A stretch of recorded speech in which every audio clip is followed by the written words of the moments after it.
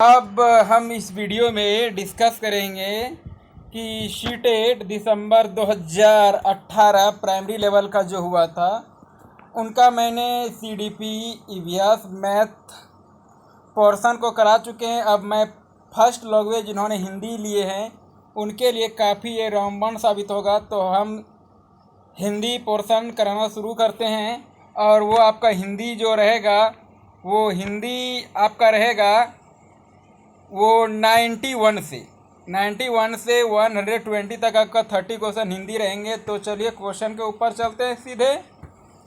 तो आपको यहाँ पर दिया हुआ है, इस कविता को पढ़ना है। इस कविता को पढ़ करके 91 से 96 तक का जवाब देना है। तो पूर्व चलने के बटोही, आप इनको भावार्थ यदि समझ लेंगे तो इजी तरीक़ा से बना सकते हैं, और नहीं तो फिर थोड़ा तो कठिनाई का सामना करना ही पड़ेगा।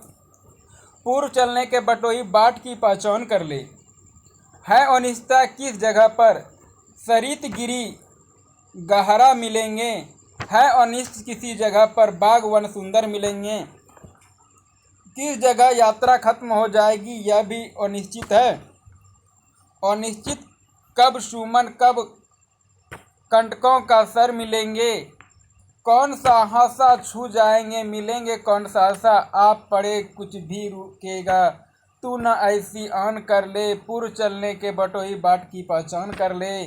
देखिए कितना अच्छा था भावार्थ में। आपको यहाँ पर हम क्वेश्चन यहाँ पर जो दिया हुआ है, कविता की पंक्ति में यात्रा को किस विशेषता की ओर संकेत करती है। तो देखिए यहाँ पर इजी है आपका, इतनी इजी है कि आप इनका देखिए, कविता की पंक्ति में यात्रा की किस विशेषता की ओर, देखिए ये कठिनाई की ओर। इसमें पूर्व चलने के बटोही बाट की पहचान कर ले, है अनिश्चितता किसी जगह पर सरिता गिरी, मतलब होता है नदी तालाब, सॉरी नदी पहाड़, आपको इस तरह से मिलेंगे तो कठिनाई की ओर। चलिए 91 का पहला, सभी क्वेश्चन का आंसर ऑफिशियली आंसर की से भी आपको बताया जा रहा है। 92 देखिए कितना इजी है। कविता में आए सुमर और कटक, कंटक किस भाव का, देखिए सुमन मतलब हुआ यहाँ पर फूल होता है वैसे सुमन मतलब, लेकिन यहाँ इस कविता के माध्यम में आपको सुख है। सुमन का अर्थ हुआ सुख और कंटक का अर्थ हुआ दुख।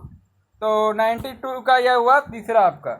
चलिए 94 है, कविता की पंक्ति में कवि व्यक्ति को किस बात की प्रेरणा दे रही है। देखिए 4 विकल्प है, हर स्थिति में साहस दिखाना, पर्वतों को देखकर न डरना, गहरी नदियों से न डरना, हर स्थिति में आगे बढ़ना। उसको जो कहता है कि हर स्थिति में आगे बढ़ते रहना, कहीं पर झरना मिलेंगे, कहीं नदियाँ मिलेंगे, कहीं पर, लेकिन क्या करना है, आगे बढ़ना है। चलिए ऐसे भी आप कॉमन सेंस भी लगा सकते हैं। इस जीवन यात्रा में कुछ भी निश्चित नहीं है, सब कुछ निश्चित है, सब और मुश्किलें हैं, सब और सुख है। तो देखिए कुछ भी निश्चित नहीं है, अनिश्चितता मतलब क्या, अनिश्चित नहीं है। ये इजी है, थोड़ा सा आप कॉन्सेप्ट अपना माइंड को कॉन्सेप्ट करके पढ़िएगा तो जवाब दे लीजिएगा। आगे है कि नीचे दिए गए शब्दों में सरित का समानार्थी शब्द कौन नहीं है। देखिए तटनी मतलब हुआ सरित, जयमाला सरित न सही, प्रवाह सरित का नहीं है, तो ये हो गया आपका। आगे और निश्चितता शब्द में प्रत्यय है, प्रत्यय कहाँ लगता है पहले आप बताइए, पीछे, तो ता, और निश्चितता में ता हुआ। चलिए अब जो है आपका एक कहानी है, ठीक, इनको पढ़ना है और जवाब देना है। देखिए ये भी कितना अच्छा है। राष्ट्र पर्वों और सांस्कृतिक समारोह के दौरान गीत गाए जाए, जो कह रहा है कि आपका जो राष्ट्रीय पर्व होता है और संस्कृति, राष्ट्रीय पर्व में संस्कृति समारोह सब होता है, उस दौरान गीत गाए जाए, कविताएं सुनी और सुनाई जाए। और क्या होता है, कविता सब सुनी सुनाने की आयोजन हो या सुनी सुनाई जाए, इसे लेकर माता पिता, स्कूल और समाज में व्यापक सहमति है कि बच्चा अनेक तरह की उसमें प्रतियोगिता हो, अनेक तरह के समारोह हो, उनमें मेरे बच्चे भाग लें, मेरे बच्चे उनमें कुछ प्राइज हासिल करें, यह सब जो होता है ना माता पिता के मन में बनी रहती इच्छा। और स्कूल और समाज व्यापक सहमति है, ये स्कूल भी और समाज का भी कहना है। लेकिन गीत कविता बच्चे के जीवन में रच बस जाए, बच्चा हमेशा गीत जो होता है कविता के में रम जाए, रच बस जाए, वो उनका भरपूर आनंद लेने लगे बच्चे, सुख क्या है, खुद तुकबंदी करने लगे, रचना करने लगे, या माता पिता को मंजूर नहीं है कि बच्चा कविता अपने से ज़्यादा कविता सब में रम जाए। यह अच्छा नहीं लगता है गार्जियन को, माता पिता को। माता पिता को लगता है कि ऐसे करने से वे उस राह से भटक जाएंगे। माता पिता गार्जियन को लगता है कि यदि बच्चे इधर कविता में या कहानी में ज़्यादा रम जाएंगे तो अपने राह से, लक्ष्य वाला राह से भटक जाएंगे, जिस राह पे उन्हें चलाना चाहते हैं, जिस राह से उन्होंने अपनी सोची मंजिल पर पहुंचना चाहते हैं। उनको लगता है कि बच्चा भटक जाएगा, इस कविता कहानी में ही घूम के रह जाएगा। उनकी इस इच्छा में यह निहित है कि बच्चे वैसे कुछ भी नहीं करे जो वो करना चाहते हैं। माता पिता चाहते हैं कि बच्चा मेरे अनुसार चले। हमेशा बच्चा के ऊपर, अभी आप देखते हैं, प्रेशर रहता है। गार्जियन को लगता है कि मेरे अनुसार काम करे, बल्कि वो वैसे करे जैसे माता पिता चाहते हैं। उनके भीतर बच्चों की स्वतंत्रता पूर्वक सीखने के प्रक्रिया को पति संदेह का गहरा डर बना रहता। गार्जियन को लगता है कि बच्चा यदि ये करना शुरू कर देगा, कविता कहानी ज़्यादा पढ़ेगा तो इसी में रम जाएगा, तो उसको डर बना रहता है कि अपने राह से बच्चे भटक जाएगा, कविता कहानी में ही गुम हो जाएगा। यही गुम होना मतलब होता है उसमें रम जाना। यही हाल स्कूल का भी है। गीत कविता स्कूल और कक्षाओं का रोजमर्रा की गतिविधि का हिस्सा बन जाए, यह स्कूल को मंजूर नहीं। प्रोग्राम तो हो, प्रोग्राम में बच्चा प्रदर्शन अच्छा करे, लेकिन किसी भी स्कूल या फिर स्कूली पदाधिकारी को यह मंजूर नहीं है कि रोजमर्रा अर्थात प्रत्येक दिन का जो होता है हिस्सा बन जाए कविता कहानी, ये मंजूर नहीं है।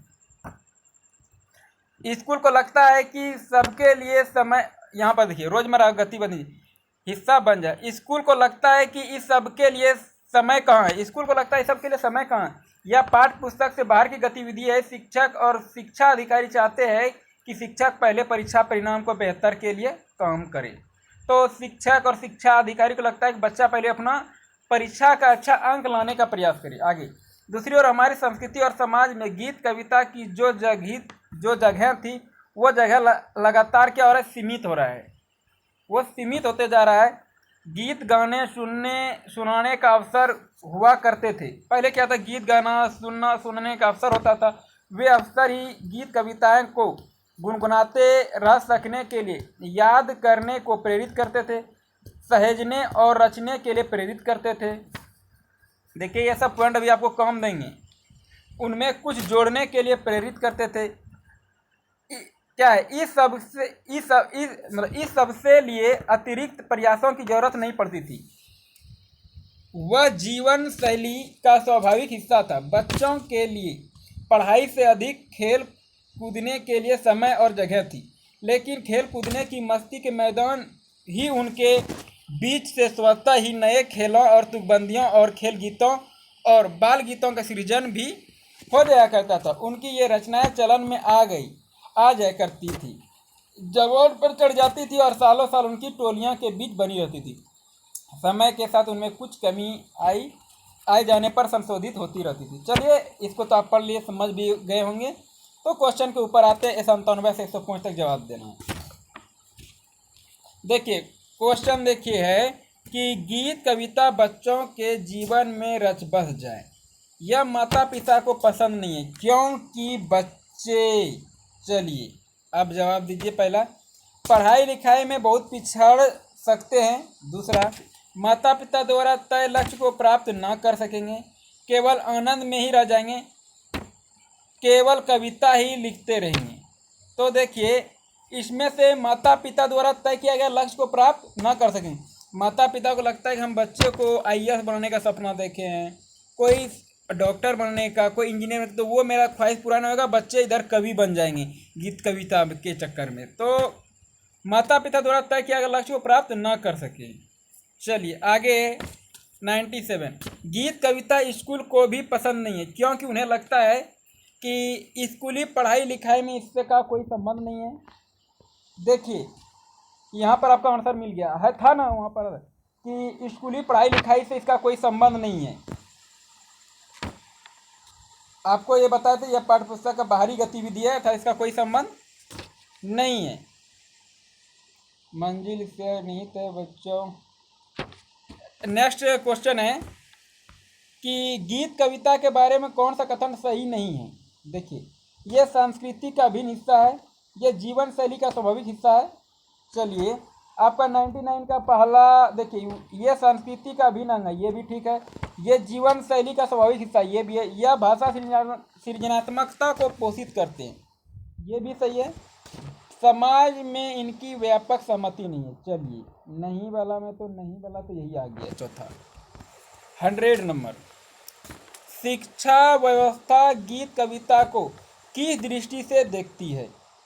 बाधक के रूप में, साधक के रूप में, सहयोगी के रूप में, संपूरक। तो ये देखता है आपका, जो देखिए शिक्षा व्यवस्था गीत कविता को जो देखता है ना, वो देखता है गीत कविता बच्चा जिंदगी में बाधा डाल देगा, अपने लक्ष्य नहीं प्राप्त कर सकेगा। तो आपका पहला बाधक के रूप में।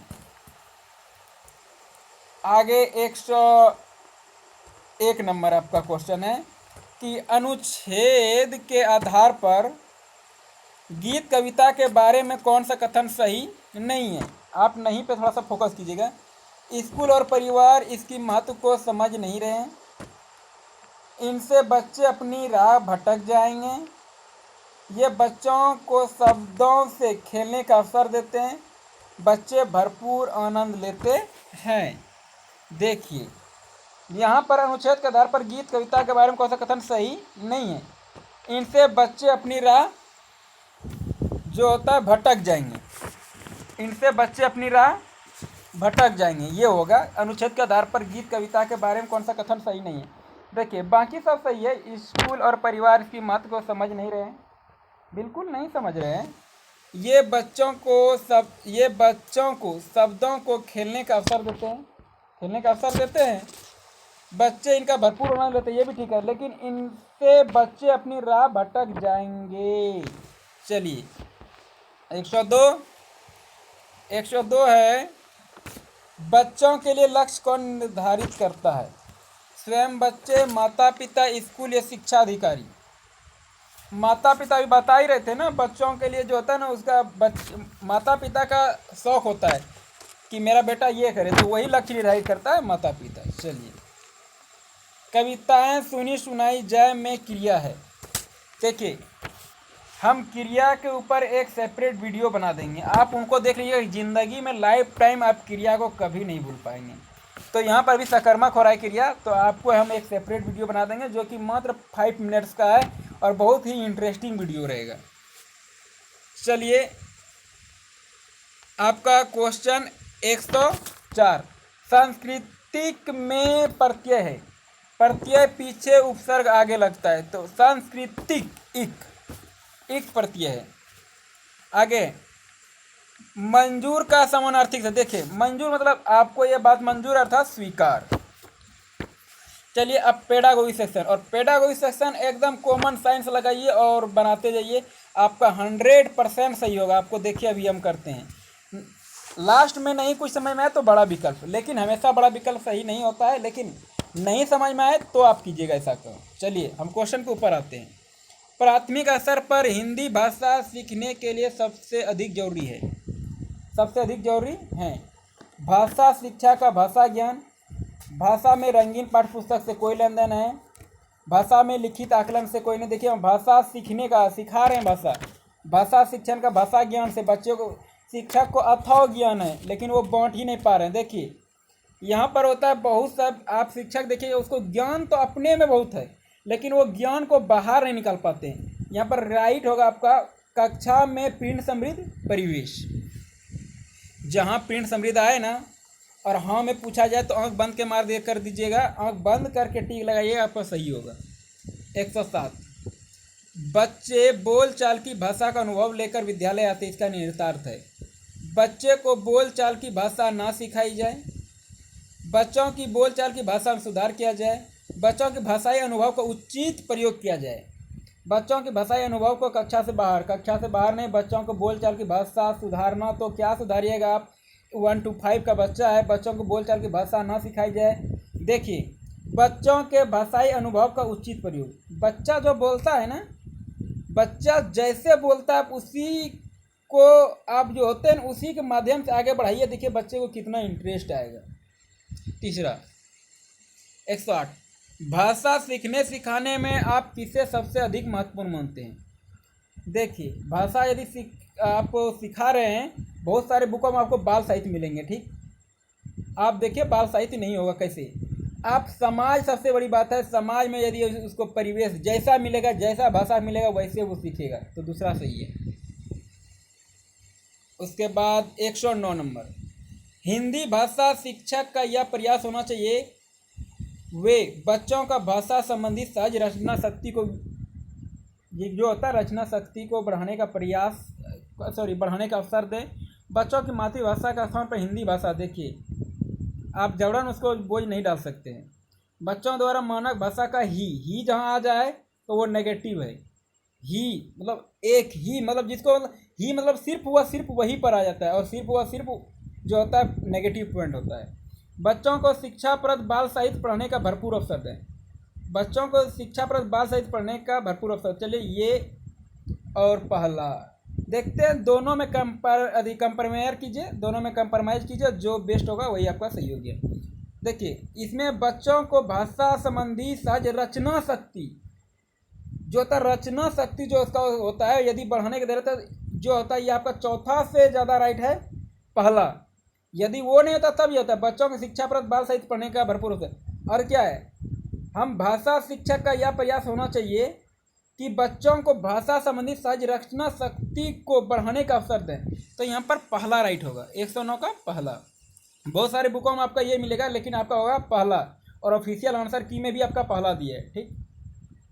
110, कक्षा 5 के बच्चों को भाषा आकलन के संदर्भ में आप किस सवाल को सबसे कमज़ोर मानते हैं? केशव सबसे क्या कहा, देखिए केशव सबसे क्या कहता होगा, कल्पना करके केशव के शब्दों में लिखो। ये कल्पना कर रहा है तो ये पॉजिटिव हो गया, कमज़ोर और आपको पूछा है। यदि इला तुम्हारे स्कूल में आए तो उसे किन किन कामों में परेशान करेगा, तो मैं नहीं, इतना काम बता देंगे तो गिन नहीं पाएगा, चलिए ये भी पॉजिटिव है। अपने दोस्तों को पूछकर पता करो कि कौन किस बात से घबराता है, अनेक बात से घबराएंगे। देखिए क्वेश्चन समझिए, कक्षा 5 के बच्चों के भाषा आकलन के संदर्भ में आप किस सवाल को सबसे कमज़ोर मानते हैं? देखिए मतलब भाषा जो बच्चा को ज़्यादा नहीं बोलने के लिए मिलेगा और ज़्यादा बोलने नहीं मिलेगा तो बच्चा सीख नहीं सकेगा। तो ईदगाह कहानी में हामिद ने मेले से क्या खरीदा? अच्छा, मेला कोई बच्चा जाता है तो क्या खरीदेगा? खिलौना खरीदेगा, मिठाई खरीदेगा और कुछ खरीदा। 5 सामान 10 सामान, उसी 10 सामान में बच्चा सीमित रह गया ना, तो इससे कम सीखने के लिए मिलेगा भाषा। तो चौथा आपका सही है, कमज़ोर पक्ष में पूछा है। 111, डैश भाषा की अति महत्वपूर्ण कार्य है। देखिए संप्रेषण जो होता है ना, आँख बंद करके मार दीजिए ना, आपका सही है। संप्रेषण जो है भाषा का अति महत्वपूर्ण कार्य है। 112, सुनने और लिखने की कुशलता का आकलन करने का सबसे अच्छा तरीका है कविता सुनाना और शब्दशः लिखना।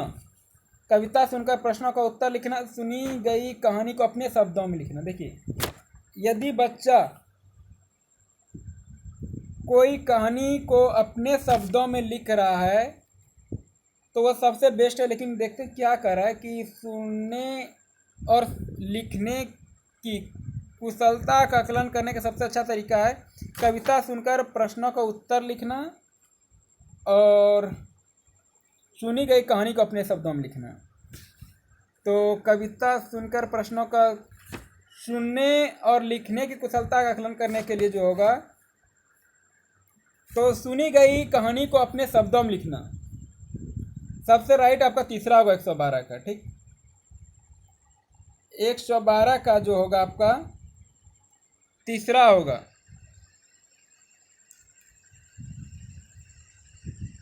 112 और 111 शायद हो गया ना, 111, 110 भी आपका इधर तो हो गया।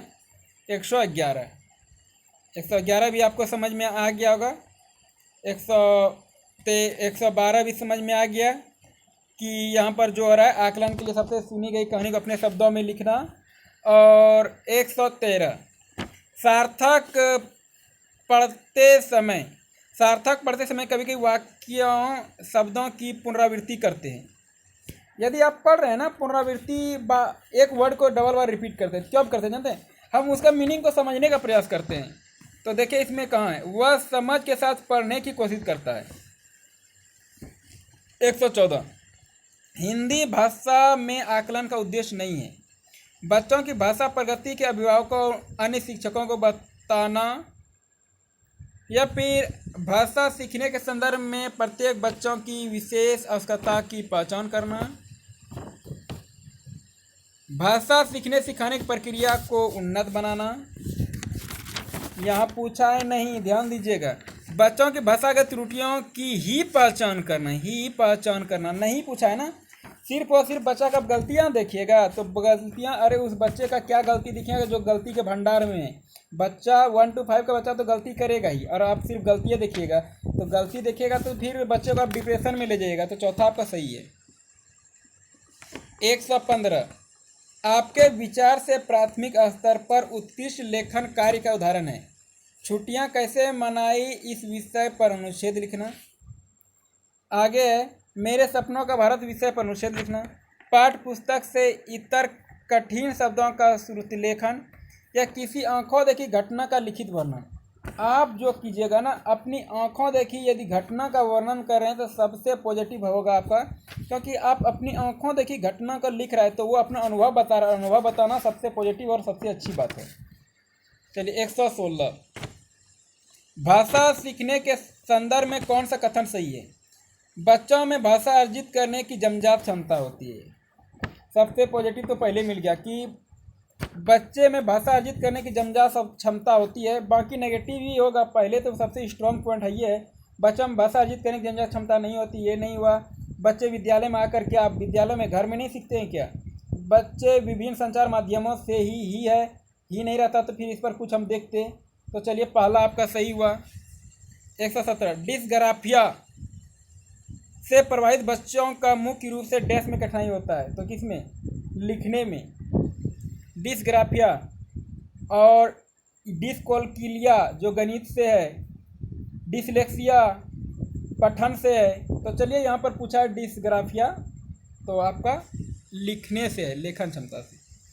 और आपका अब हो गया 118।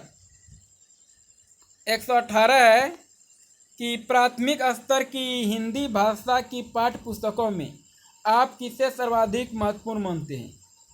बहुप्रसिद्ध लेखकों की प्रसिद्ध रचनाएं, नैतिक मूल्य वाली कहानी कविताएं या बहुतायत में दिए गए अभ्यास कार्य या हिंदी भाषा को विविध रूप में देने वाली रचनाएं। तो आपका जो यहाँ पर सबसे राइट होगा ना, देखिए प्राथमिक स्तर की हिंदी भाषा की पाठ्य पुस्तक में आप किसे सर्वाधिक महत्वपूर्ण मानते हैं?